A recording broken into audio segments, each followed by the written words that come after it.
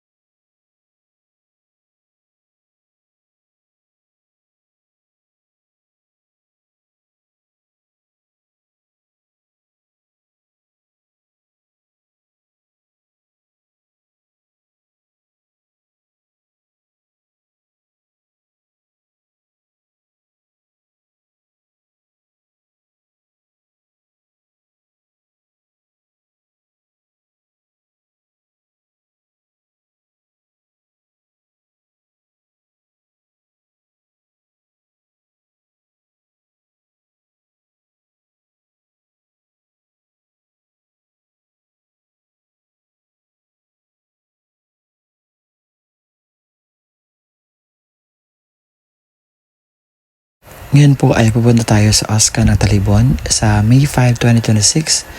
Ang venue po ay sa 7 Islands of Barangay, or what I mean 7 Island Barangays. Sa whole day po ang inyong payout na may 834 pensioners.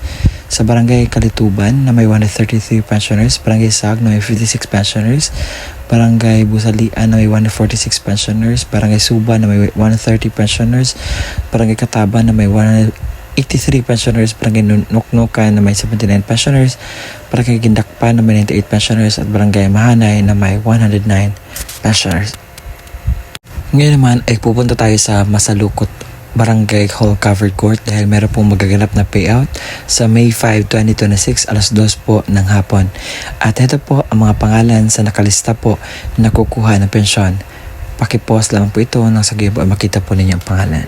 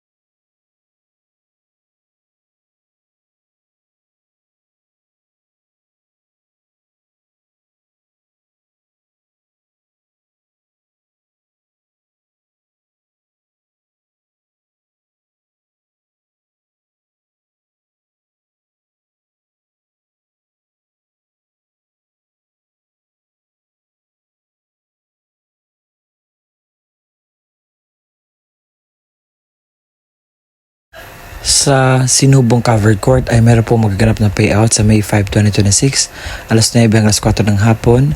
At ito po ang mga area na magpipayout. Sa Barangay Antip na may 15 pensioners, Barangay Kandi sa may 21 pensioners, Barangay Sisimon na may 48 pensioners, Barangay Sawagan na may 63 pensioners, Barangay Limot na may 48 pensioners, Barangay Santa Cruz na may 50 pensioners, Barangay Katipunan na may 65 pensioners, Barangay Del Monte na may 118 pensioners, Barangay Santa Emilia na may 60 pensioners, Barangay Sinubong na may 197 pensioners, a total of 685 pensioners po. Sa MSWDO ng Plaridel, Quezon ay meron po magaganap na payout sa May 5, 2026 sa Municipal Covered Court.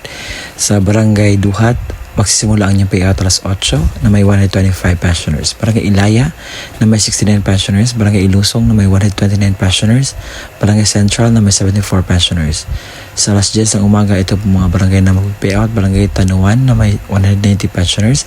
Barangay Pampaaralan na may 62 pensioners. Barangay Paang Bundok na may 119 pensioners, Barangay Concepcion na may 168 pensioners at Barangay ML Tumagay na may 66 pensioners. A total number of 1,002 na pensionado na mag-payout sa lugar po na given. Sa May 5, alas 8 ang una ng hapon sa SDC Court, Oscar Office, City Hall North, sa mga unclaimed po na mga pensyon na hindi pa nakuha. Ito po ang chance ninyo na makuha po. Ito mga pangalan na sa mga hindi pa nakakuha.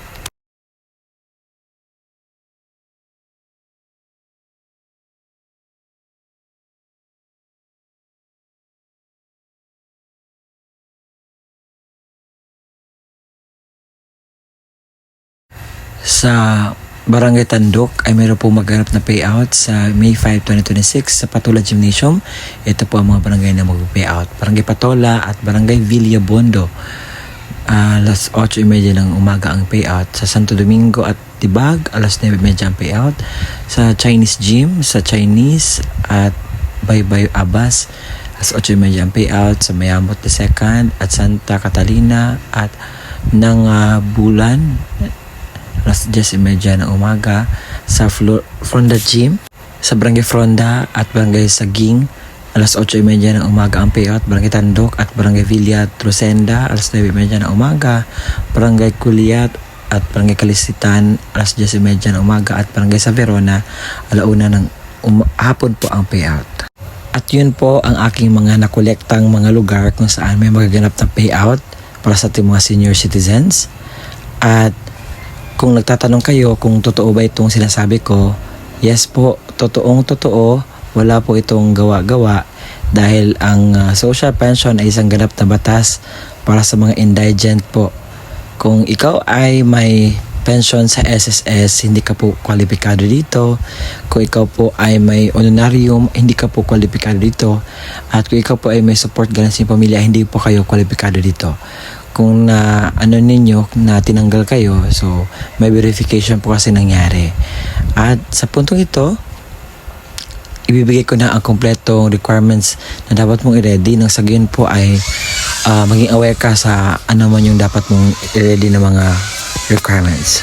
Isang malinaw na photocopy ng government-issued ID gaya ng SSS, updated PhilHealth ID, Barangay ID, UMID, Voters ID, updated voter certification, updated police clearance ng authorized representative at lagyan na 3 original na pirma o thumb mark katulad ng ipapakitang ID.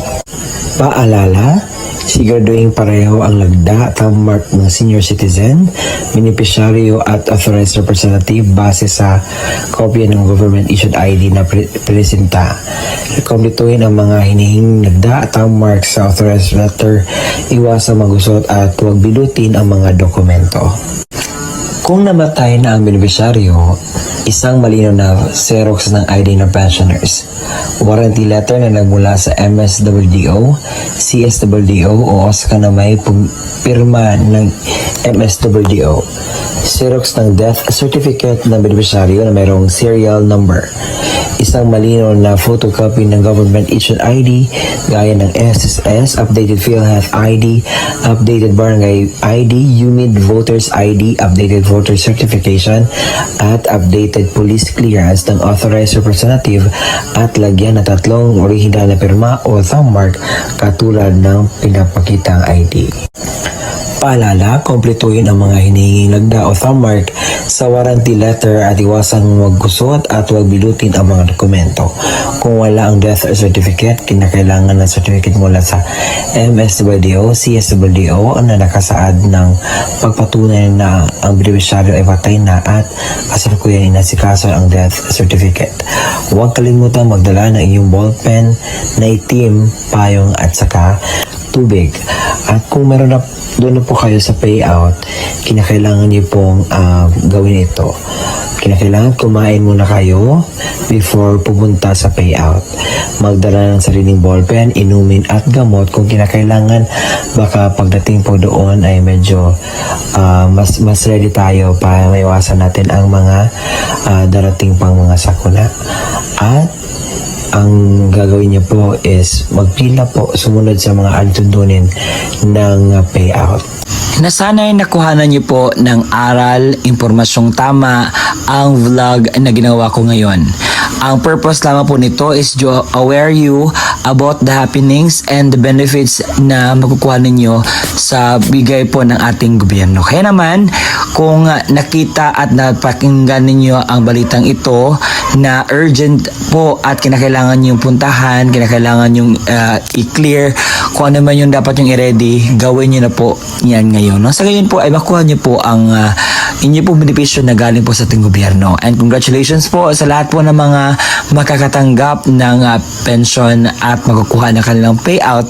At kung nagustuhan nyo ang aking vlog, paki-subscribe naman at paabutin natin ito ng 100,000. Konting-konting tiis na lang. Salamat po sa inyong tulong dahil makaabot na tayo ng 100,000. See you in my next vlog. Bye-bye!